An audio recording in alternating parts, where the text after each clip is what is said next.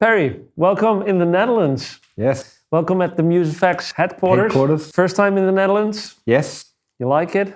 It's cold and I'm coming from summer back home, so it was extreme heat. Quite a bit of a difference. Well, it's good to have you here. We talked about some new stuff that will be coming up, new ideas, new things you're working on. Let's start with what's coming up in the GDR line. As far as I know, Run 16 is... So it's in transit to Europe and also to Australia. It's all within a few weeks. We've got the Hype models, the Headless Vs, and we've got the Metal X. Pretty excited about the Headless V. They're actually been quite popular. I don't know that there's too many Headless Vs out there. I think there's never ever been a production of Headless V. Maybe certainly not a production. Maybe, look, every time we announce a run of production, someone else goes and makes something very similar in a custom shop, but there's certainly never been a production of Headless Vs that I know of. And the cool thing is that we have a prototype here that you built to see what it will be. I think we came up with the idea, or maybe you suggested the idea of the Headless V,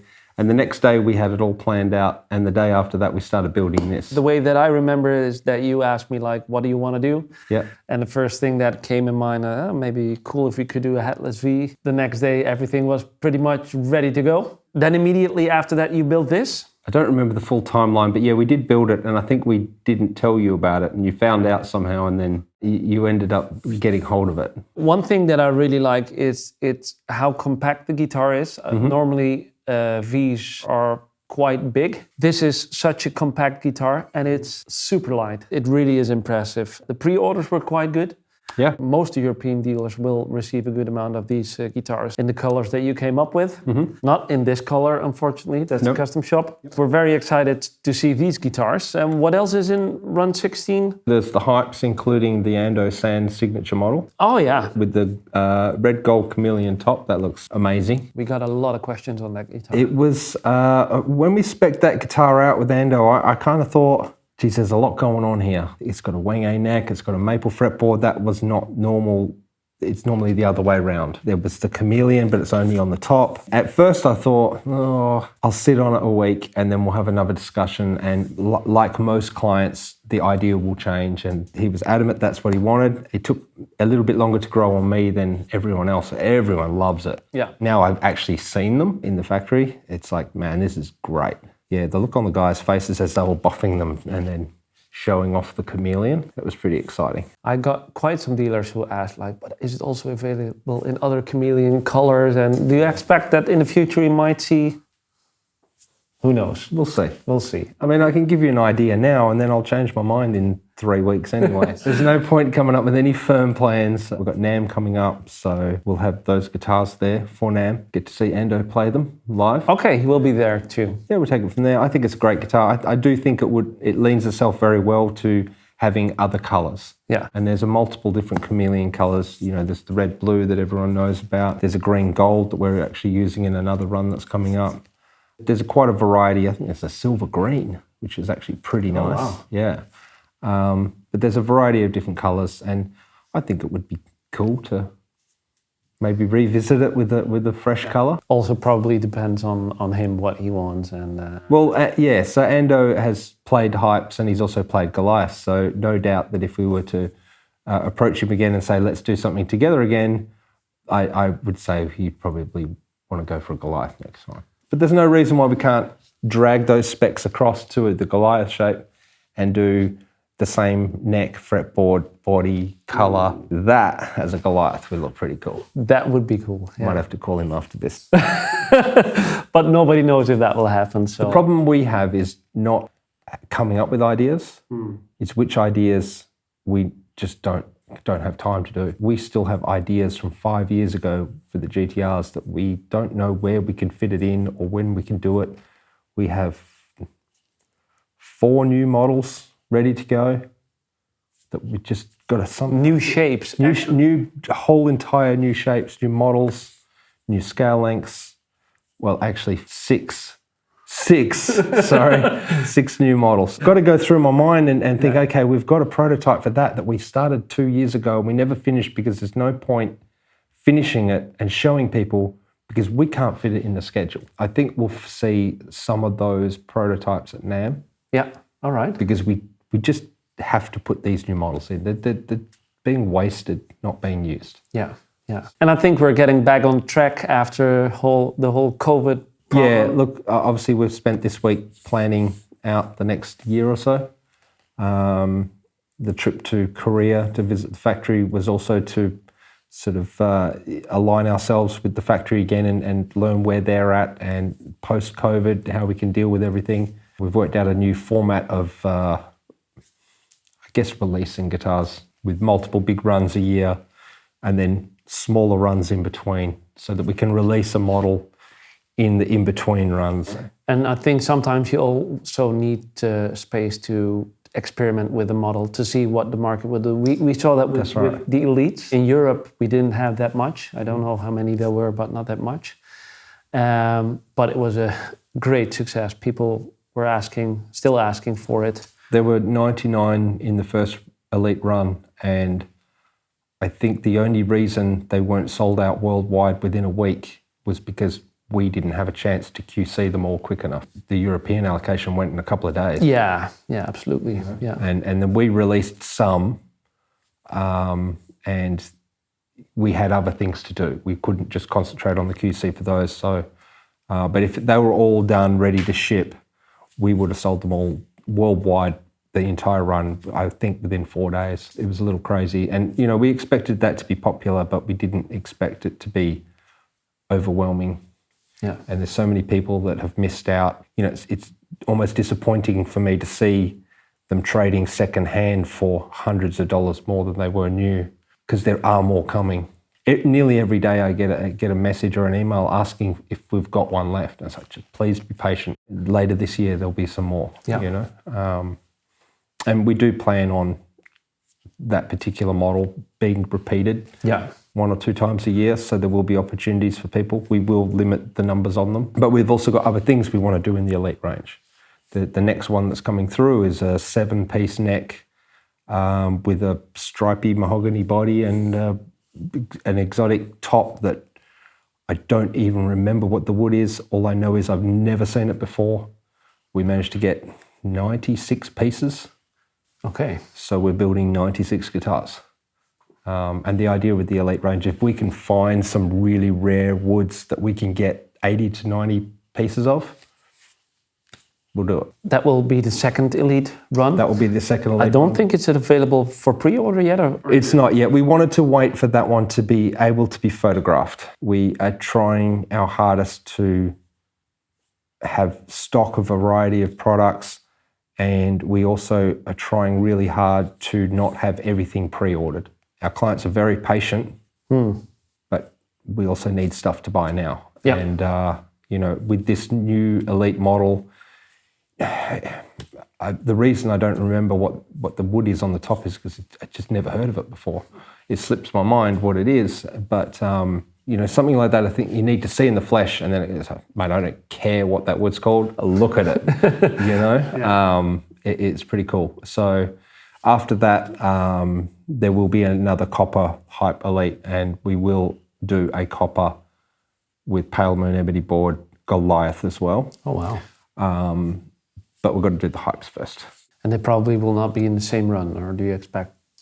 No, the coppers will be later this year. I think it's September. Yeah. Yep. Whereas the timber Elite is, I think it's due for production end of March. Mm-hmm. Yeah. But the idea is if we can do 2, maybe 3 different Elite runs a year, we've got a high spec guitar, something you wouldn't expect from a production guitar. Yeah. You would never expect Pale Moon Ebony on a production guitar. No. That's true. And the pieces we got were always very amazing. Yeah. There was none there that we wouldn't use on a custom. But it's a lot of work doing an Elite. Yeah. We've got to make sure we've got everything in alignment. Otherwise, it just doesn't work. If we've only got 50 fretboards, we can't make 99 guitars. No. But that's also why the runs of Elites will be small. That's right. Yeah, that's what it's just so hard to source. Like we've come up with a couple other tops for maybe Elite Run 5. We can only get 70 pieces, and we can get another 20 that don't look as good. I'm not going to do that thing where you're sold one thing and then you get that. despite the fact the elites with the timber tops will always be individual guitars and they should be sold as individual guitars. Yeah. You want to be able to say, well, my top is equally as good as yours, and look what the differences are. Yeah. They're brothers or cousins rather than... Yeah. That's what we had with the fretboard. Everyone was different, but they were all like... That's right, they're all really amazing. Nice, yeah. And then we have Run 17, I guess, going into production soon? Yeah, so that will be June, July. The Run 17s are the Goliaths, and that's when we're doing the little secret... can we talk about it?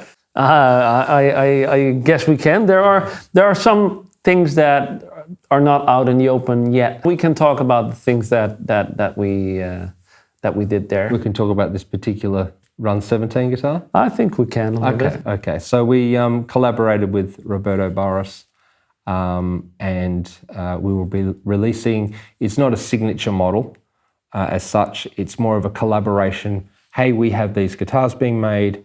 We would like to invite you to have your say on some specifications and some colors. A signature model will come later. I know he plays a RC1 live. That's right, yes. He did some cool playthrough videos, but he also wanted another model to tour and to have and to play. Yeah. So when he mentioned that, we thought, you know what, why don't we work with him?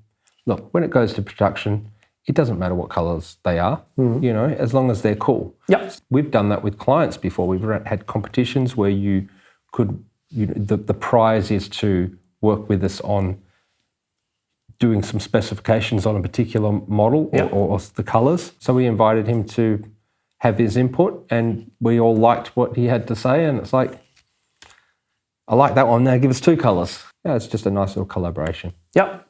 You know, and it takes a little bit of stress off me of coming up with some colors and ideas as well. Yeah, I think he's a dedicated Ormsby player. He's very happy with the guitar he has, and you want to do something back for the guys, and it really works. And in Run 17, there's another there is a real signature, right? It's the Chris X Goliath. So that has like a graphic top.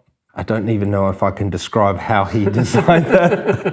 That was fully his idea? It was. And we designed that, I think, one night after NAMM 2020. Oh. And I think we were partying and we all got a little bit excited. And Beto, who's our logistics guy, he also does all the mock-ups.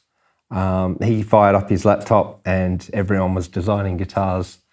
And I said, Ando, let's do that one. And Chris, let's do that one. And yes, I think he's quite excited to get that. Yeah. And it matches his personality too.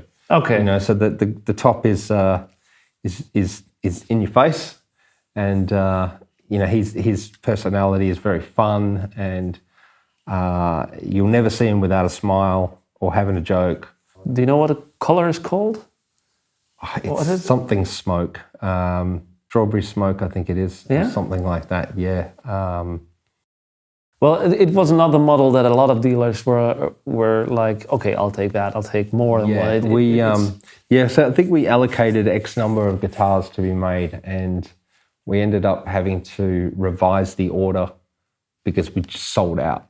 And then we ended up revising the order again to get more made. We always, take our orders and add spare stock. We ended up exceeding that multiple times. So it's cool how these guitars get created with these artists. It's not like a copy of the guitar that he always plays. Yeah. Same with Ando. Ando is playing a Dragonburst type, I think. Yeah, that's right. And so it is a signature. It's made with them. It's just creating a cool guitar. But see, with Andos, it's a different neck wood, it's a different fretboard, it's a different body wood. It always surprises me when we talk to other artists that have had signature models and they get presented with their signature model. Geez, when we worked with Dino and Rusty Cooley, it was like, don't worry about what you've done before. It's like, no, we've got a clean sheet of paper here. Let's just do whatever you want. Yeah. And especially with the RC1, that was the only thing that carried over from a guitar that he's had before was a bevel on the back. Oh, yeah. On the back of the lower horn. That was something he's always had, and we added that in. And other than that, no one's ever seen a guitar like that before. Yeah. How about your new factory? So we've been expanding since day one. We're looking at close to 20 years now. And during COVID, we looked at our current situation and we didn't feel as though we could work where we were located anymore. It was just too cramped. We weren't able to build customs in the way that we wanted to because we just didn't have the room. A run of guitars would come in, the GDRs, and we can't move. So we actually invested in a property last year and we've fitted that out. It's probably 95% of what we want at this stage. And the goal was to obviously increase our space, increase our warehouse space so that we have more stock availability, because it's always disappointing it's fun selling out guitars in 4 days, right? Yeah. But it sucks for 4 weeks answering emails and saying, I'm sorry, I know you talked about this for 4 months, but you missed out because you didn't get online for 4 days. So we're hoping to increase our stock levels, and it allows us to store more materials as well, which is the other big thing. We can now buy in pallets of wood instead of individual pieces because we just didn't have the space before. And that has allowed us to also look at the production flow of guitars and plan out production runs of Australian-made guitars. Almost completed the first production run. I think most of the guitars are being assembled this week. We have plans to do 3 models with 3 tiers of specifications. If I remember well, the custom shop or the Australian production was really low last year. Custom shop even fully closed for full customs. So now you're coming up with new stuff. We obviously had to move last year, and that takes time. It was 2.5 months of 0 production to move. Our goal is to obviously produce more guitars in Australia. The team we've assembled are fantastic, so we can do it. We just needed the opportunity to do it. Yeah. Do you know what I mean? We will be opening up the custom shop as a full custom experience again. We will be limiting the numbers of guitars that we do a year, but we hope that those guitars are above and beyond what you would expect from a custom shop. For the majority of the instruments that we build will be the production series. That's what it officially is called? The Australian production series, yeah. Okay. And like I say, there'll be 3 models and 3 tiers within each model with a huge variety of colours. Then we will have the factory customs as well. So that's where you can start customising neck shape, you can select your piece of wood, etc. And then the full custom experience is your clean sheet design. Come to us with whatever you want. If you want a theme, we're doing a cyborg themed guitar for an artist coming up soon. We're building a double neck in the custom shop, which will be at NAMM, double neck Goliath. Oh, wow.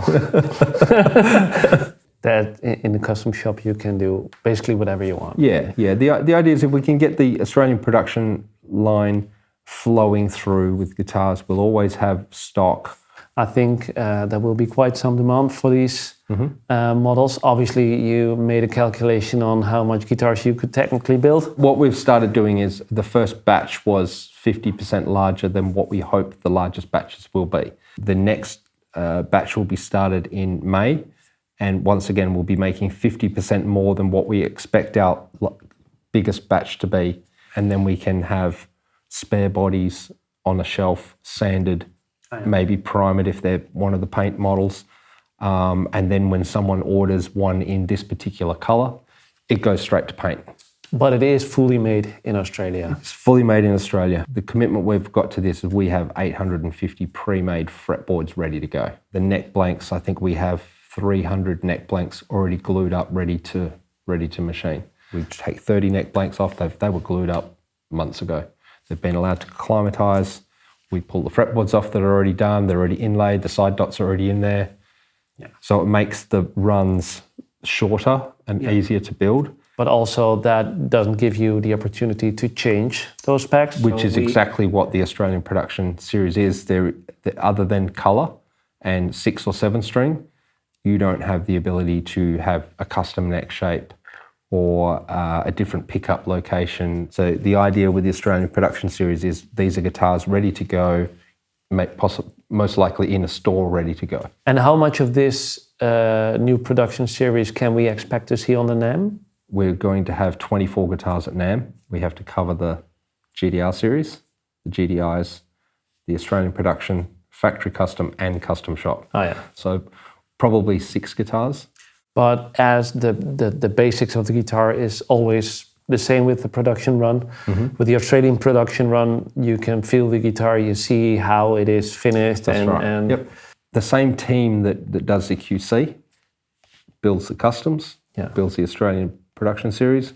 When it goes to fretting, it doesn't matter which guitar it is, it all gets the same amount of work. Yeah. When it goes to the paint shop, it doesn't matter if it's an Australian production or a factory custom or a full custom shop, same person paints it. You're still heavily I'm involved. The spray guy, yes. Well, that's a lot of companies don't have that. You're heavily involved in the production for sure. of. I'm less in the office than I should be, but I've got a great team in the office too. You're a passionate guy about guitars, I just want to build guitars. I don't want to be bogged down by paperwork and how much toilet paper is. I don't care about any of that. I just want to make cool things. Thankfully, we've got a good team in the workshop and we've got a good team in the office, and Amy and Beto can handle all of the marketing. In fact, the new run that we'll be announcing soon, I think I oversaw the color range and I said,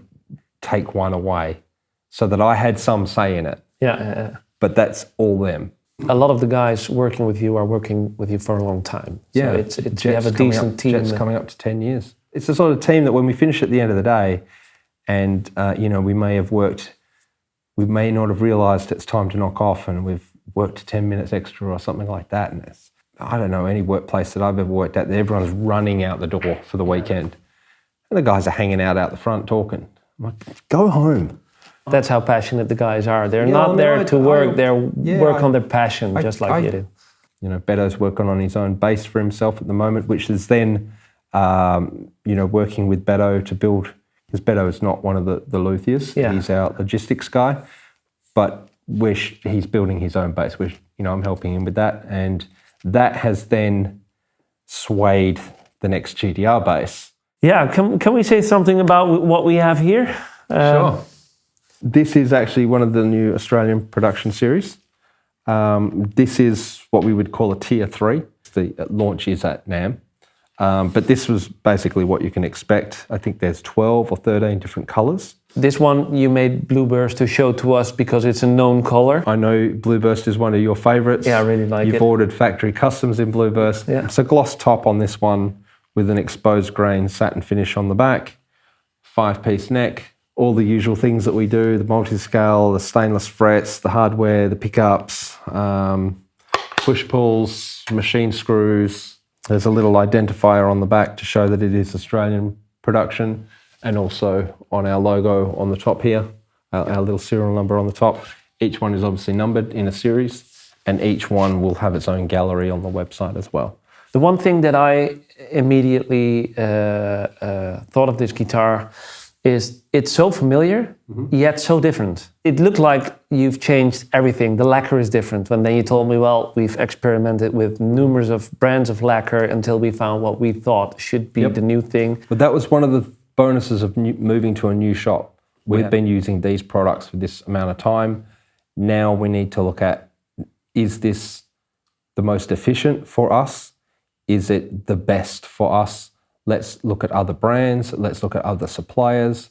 We've tried, I think, 5 different types of gloss paint in the last 2 months. We looked at everything. Yeah. Just imagine that we couldn't get any of those products anymore. What's out there in the market? Yeah. To me, it feels like the lacquer is thinner than ever. It feels so natural. I love the satin on the back. The best thing about the new shop is we no longer have a spray booth that we invented to paint guitars that was never really the best spray booth. The new booth, we turn it on. Yeah. And we're ready to go. We didn't skimp on anything there. I didn't want to have the problems we've had before where, we're spraying 10 guitars and 2 or 3 might need a respray because a little bit of dust or something got through. We sprayed, I think it was 32 satin or matte finishes in one day and not a single one was rejected for any dust. So it's a big difference to the efficiency as well. But little things like, you get a little speck of dust in there, okay, that's easy to fix. We can just rub it back and we can respray it. But we can't do a consistent exposed grain finish if we're continuing to put more coats on. Yeah, that's another thing that I saw. It's really consistent. Yeah. And it feels thin, it feels natural. Right. But it's also tough. Yeah. Right? So it's not going to wear out like if it was a thin nitro coat or something. And the neck, is it oiled or is it? Yeah, the neck is oiled, and we've even gone to a new oil. There was nothing wrong with the old one, but this new one just seems to feel nicer, faster. So the old system, we would spend 3 days oiling. The new system is a day and a half. So that allows us to, it's not even the time, because we don't necessarily need a neck a day and a half quicker. It's that's taking up that space before.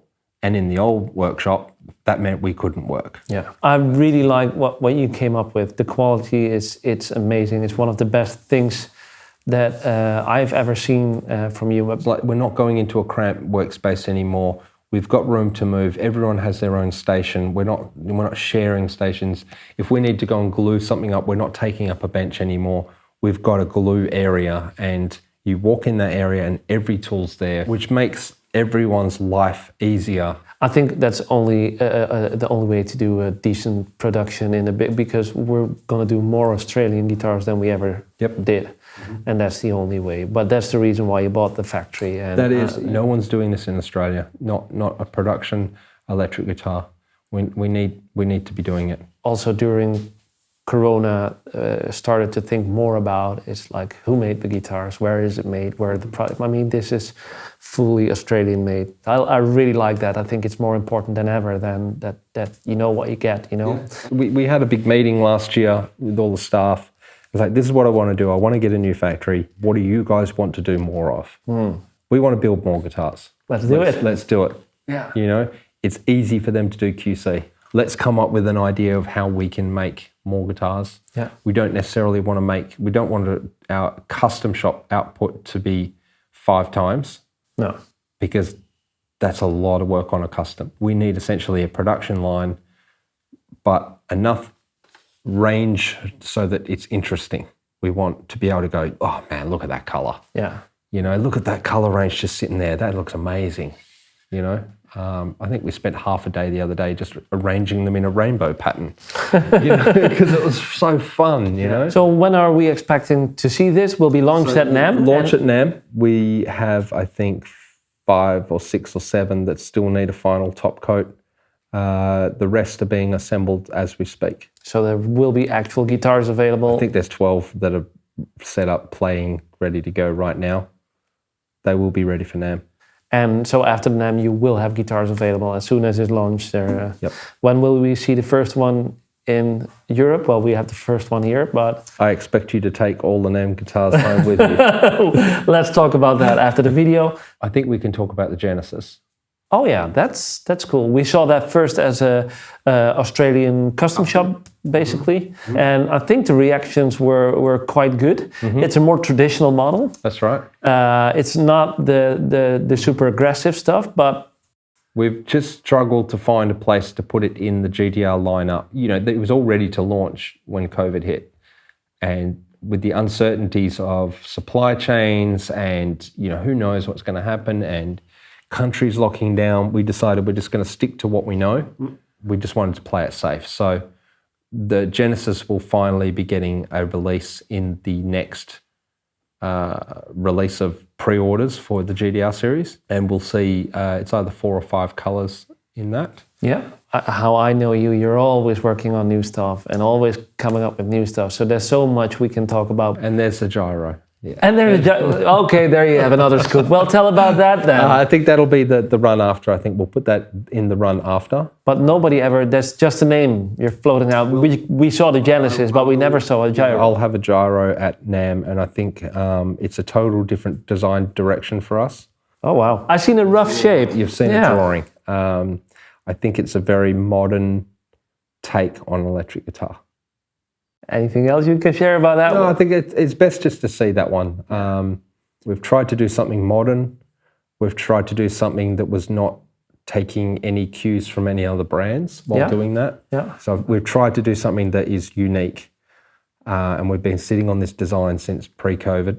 We will have some customs, or at least one, at NAMM, and I think it'd be nice to be able to see people play that and feel that. And so that's also a model release you'll have? We'll do it as a GDR for sure. I don't care what the reaction is at NAMM, we're making it. So there are a lot of good reasons to go to the NAMM if you have the opportunity.